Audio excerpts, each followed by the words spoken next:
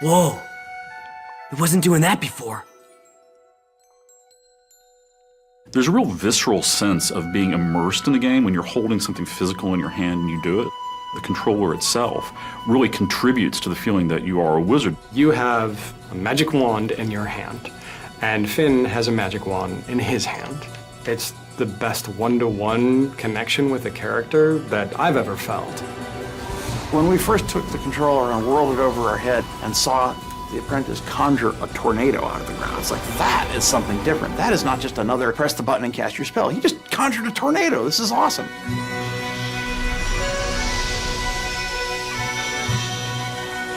Sorcery High Concept started out as a very iconic demand. What if you one day found a magic wand in a box? What would you do with it? What would you try? What would you hope and imagine that it could do? This is fun! Sorcery was designed from the ground up to be a move title. With a lot of games, you start sort of retrofitting, saying, oh, we're going to take an existing game that has a DualShock control scheme, and then try to figure out how to work the move into that. But with Sorcery, from the very beginning, we built everything around making the move an essential central part of gameplay.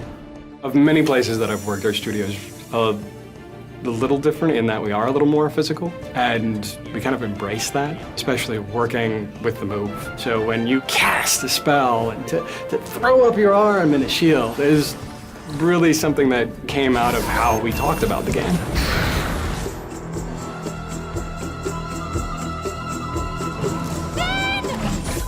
A lot of the motion control games that you see, sort of like it's detecting that you're doing something, but it's not precise. What really excites me when I play Sorcery is the degree of control you have. So if I'm using it to cast arcane bolts at somebody, it actually matters where I'm pointing the controller at the screen. But we could also let the player put English on it. So for example, if you cast like this or cast like that, that actually hooks the bolts around and arcs them in interesting ways. So it becomes a very technical, a very skill-based gameplay experience.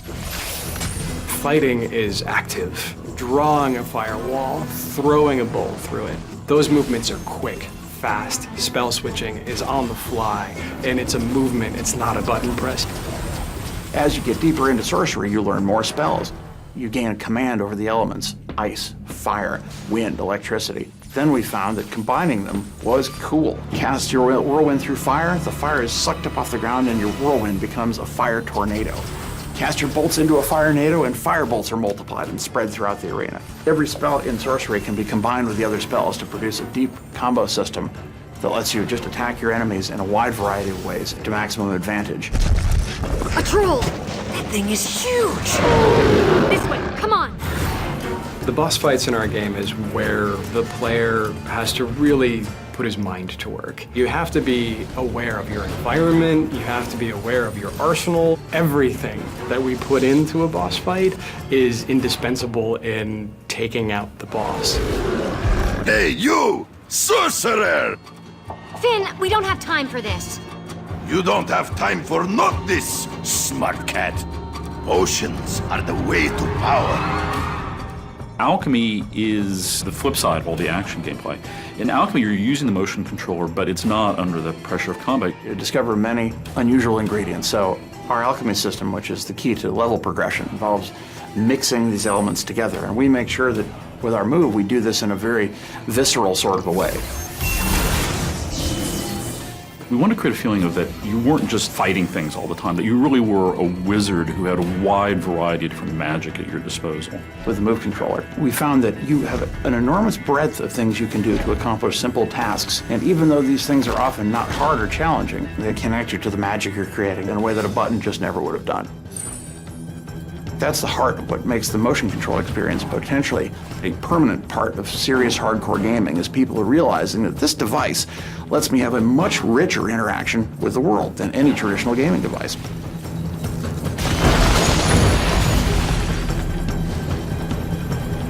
I feel that we've given people a really solid, playable game experience that uses the move like it's meant to be used as a serious game and control device, to reach down and pick it up and to be that apprentice who is reaching out and grabbing the wand, the master's wand, for the first time and feeling the power of it surge through him, just as you realize the power that you yourself are experiencing as a player.